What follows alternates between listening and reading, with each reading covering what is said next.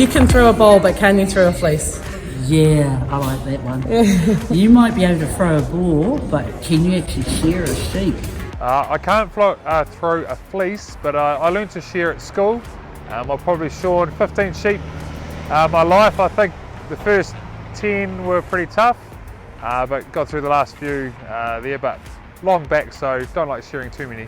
So Jimmy Samuels, I'm from Martin, just down the road from where you went to school, and yeah, so speaking of top level sports, you know, when the pressure's on you and say when you make a mistake, how did you cope with that? Like, say, I never seen you do it, but what if you knocked the ball, like had a knock on, you know, on a real crucial moment? Did you ever take that away with you and dwell over it? And yeah, so how would you deal with that sort of pressure? G'day Jimmy, you're always going to make mistakes, and I've made a few. How I cope with them is I just look forward to working out what the next thing I've got to do, and hopefully I don't make a mistake there. But the reality is, you just got to go out there, live your life, and if you make mistakes, so be it. The next one, nail that.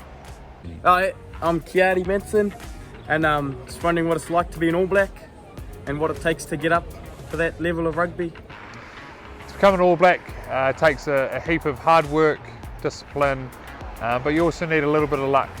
But the biggest thing is the enjoyment side of it. If you're not enjoying it, you're not going to get out of bed on those cold, frosty Saturday mornings. And it's pretty cool when you've got friends and family that'll help you out, obviously taking you to and from training when you're younger, and then also supporting you when you're a little bit older. Well, I'm Brett Roberts, and just wondering, how do you get along with your injuries, and what do you do to recover well? Brett, it's pretty tough. Injuries are part of the game, and it's no different if you're shearing, working on the farm, or playing rugby. You've got to A, try to prevent them, but B, if you do have them, you need to spend the right time and energy, get the right people around you, whether that's a physio, doctor, to make sure it doesn't happen again, but also get your body back to where it needs to be. Hi Sam, who would you recommend or go and see about doing a lot of stretching? I stretch heaps, always stretch for at least about 35 minutes before a game, and I've done that my whole career, normally maybe 2 to 3 times a week. Definitely helps with injury prevention and also keeping that strength through the range. Really critical for me as a rugby player, and no doubt it's the same for you as a shearer.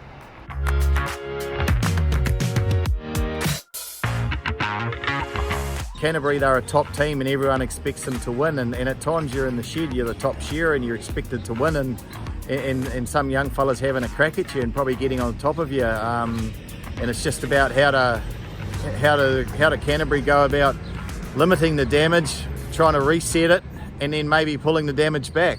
Yeah, these expectations are always there, and the reality is they're always going to be there. So it's actually normalising it and embracing and walking towards it. So for us as rugby players, we're expected to win every week.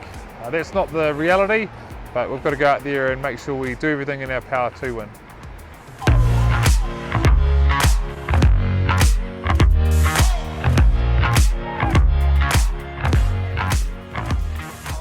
Well, I mean, you come and have a go if he wants. Come and have a shear sheets, but no, it'd be good to have a bit of a yarn with him and see if he wants to shear a few sheep. And I know I think he's got a farm in Hawke's Bay, so you can pop around and show him what it's done.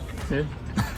Yeah, Roland, I'd love a couple of shearing lessons. I haven't shorn for 10 odd years, so I'm sure I could do with a couple of tips.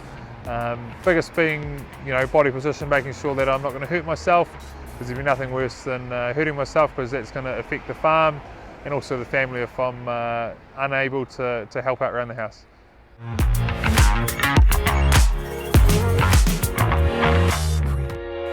Hey guys, the shearing community, thanks for all your hard work. I know you guys have one of the hardest jobs in the world, but thanks for signing up to Farm Strong, and can't wait to meet you guys in person, but keep up the good work.